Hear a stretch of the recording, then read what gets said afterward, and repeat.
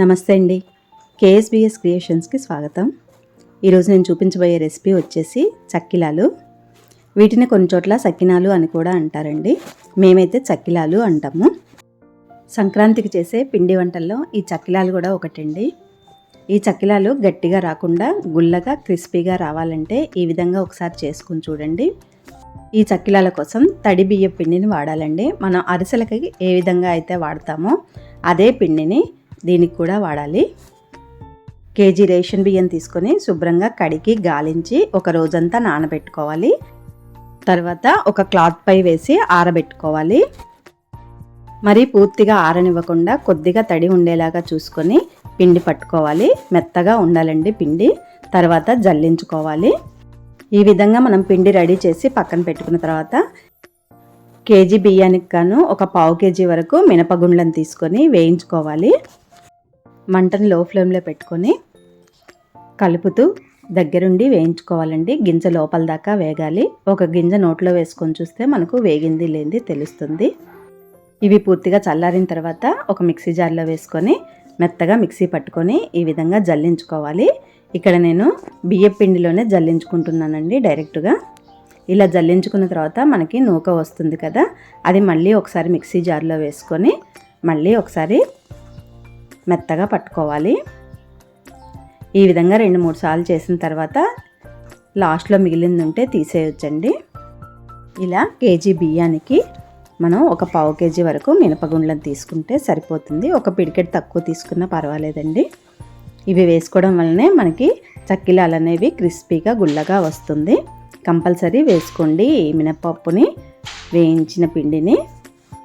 తర్వాత దీంట్లోకి రుచికి తగినంతగా ఉప్పు వేసుకోవాలి. అలాగే వాముని ఈ విధంగా నలిపి వేసుకోవాలి. ఒక 2 చెంచాల వరకు వేసుకుంటే సరిపోతుంది. ఇలా నలిపి వేసుకోవడం వలన మనకి ఫ్లేవర్ అనేది పిండికి బాగా పడుతుందండి. తర్వాత ఇక్కడ నువ్వుల్ని వేసుకుంటున్నాను. ఇవి కూడా ఒక పావు కేజీ వేసుకుంటున్నాను. ఇవి పచ్చి నువ్వులే అండి. మనకు ఎలాగూ నువ్వులు ఆయిల్లో వేగుతాయి కాబట్టి ముందు వేయించుకోవాల్సిన అవసరం లేదు. ఈ నువ్వులు, ఉప్పు, వాము అంతా పిండికి ఒకసారి కలిసేలాగా కలుపుకోవాలి. తర్వాత ఉప్పు సరిపోయిందో లేదో ఒక్కసారి చెక్ చేసుకోవాలి. చెక్ చేసుకున్న తర్వాత ఇప్పుడు కొద్దిగా వాటర్ని పోస్తూ పిండిని ఒక ముద్దలాగా కలుపుకోవాలి. ఇవి చల్లటి వాటరే అండి, వేడి వాటర్ కాదు. ఇది తడిపిండి కాబట్టి వాటర్ తక్కువే పడుతుందండి. కాబట్టి కొద్దిగా పోసుకుంటూ చూసుకొని కలుపుకోవాలి.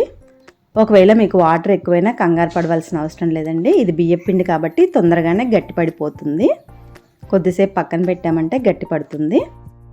ఇలా పిండి మొత్తం కలుపుకున్న తర్వాత దీని మీద ఒక పల్చటి క్లాత్ వేసి ఒక ప్లేట్లోకి కొద్దిగా తీసుకుంటూ ఉండాలి. ఇది తడిపిండే కాబట్టి నానవలసిన అవసరం లేదండి, వెంటనే చేసేసుకోవచ్చు. ఈ విధంగా కొద్దిగా ప్లేట్లోకి తీసుకొని మిగిలిన దాని మీద క్లాత్తో కవర్ చేసుకోవాలి. ఇప్పుడు చక్కిలాలను చుట్టుకోవడానికి కోసం ఒక గిన్నెలోకి నీళ్లు తీసుకోవాలండి, అప్పుడప్పుడు చెయ్యి అద్దుకోవడానికి. ఇలా ఒక కాటన్ క్లాత్ పరుచుకోవాలి. మనకు టేబుల్ మీదైనా ఎక్కడైనా మనకు వీలున్న చోట ఒక కాటన్ క్లాత్ పరుచుకోవాలండి. కాటన్ క్లాత్ మాత్రమే వేసుకోవాలి. మనకి చక్కిలాల పిండిలో ఉన్న తడి పీల్చడం కోసం కాటన్ క్లాత్ మాత్రమే వేసుకోవాలి. తర్వాత ఈ విధంగా మధ్యలో ఒక గౌరమ్మని తయారు చేసుకొని పెట్టుకోవాలండి. చక్కిలాలకి కంపల్సరిగా ఇలా గౌరమ్మని ప్రిపేర్ చేసుకుంటాం మేము. చేసుకున్న తర్వాత ఈ గౌరమ్మకి బొట్టు పెట్టుకొని చక్కిలాలు ఎవరెవరైతే చుడతారో వాళ్ళు కూడా బొట్టు పెట్టుకోవాలి. ఆ తర్వాత ఫస్ట్ మనకు గౌరమ్మ చుట్టూ చుట్టుకోవాలి. తర్వాత మిగిలినవన్నీ చుట్టేసుకోవచ్చండి. ఈ విధంగా అరచేతిలో పెట్టుకొని పిండి ముద్దని వేళ్లతో ఇలా తిప్పుకుంటూ చుట్టుకున్నామంటే మనకి ఈజీగానే వచ్చేస్తుందండి. 1-2 చుట్టామంటే మనకి తర్వాత అలవాటైపోతుంది. ఇలానే అన్నీ చుట్టుకోవాలి.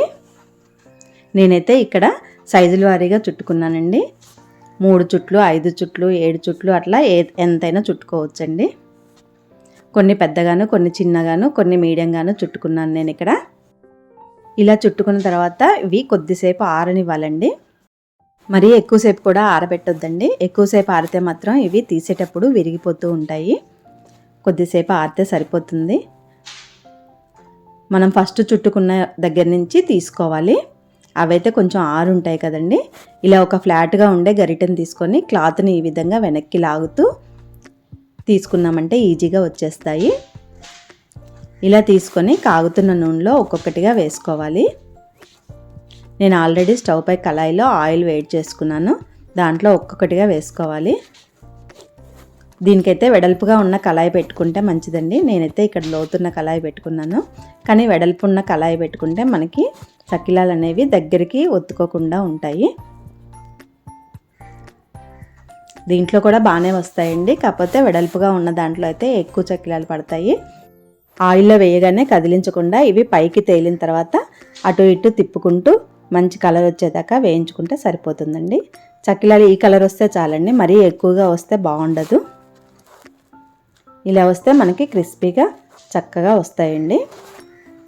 చూసారు కదా, ఇక్కడ పెద్దగా చాలా చక్కగా వచ్చింది కదా. మీకు ఒకటి విరిచి చూపిస్తానండి. ఇక్కడ ఎంత గుల్లగా వచ్చాయో మీకే తెలుస్తుంది. చెప్పాను కదా, నేను అన్ని సైజుల్లో చేసుకున్నానండి. మీడియం సైజులో, చిన్న సైజులో, పెద్ద సైజులో అన్ని సైజుల్లో చేసుకున్నాను. మన ఇష్టం అండి, ఎలాగైనా చేసుకోవచ్చు. ఈ చక్కిలాలు చుట్టడం అనేది ఒకటి వస్తే మనకి చేసుకోవడం అనేది చాలా ఈజీ అండి. చాలా టేస్టీగా ఉంటాయి. ఒకసారి ఈ విధంగా ట్రై చేయండి. చూసారు కదా ఇక్కడ గుల్లగా ఎంత బాగా వచ్చాయో. ఇలా విరుస్తుంటే వెంటనే విరిగిపోతున్నాయి. ఒకసారి ఈ విధంగా ట్రై చేయండి. మీకు నచ్చితే లైక్ చేయండి, షేర్ చేయండి, సబ్స్క్రైబ్ చేయండి. నా ఛానల్ని సపోర్ట్ చేయండి. Thank you.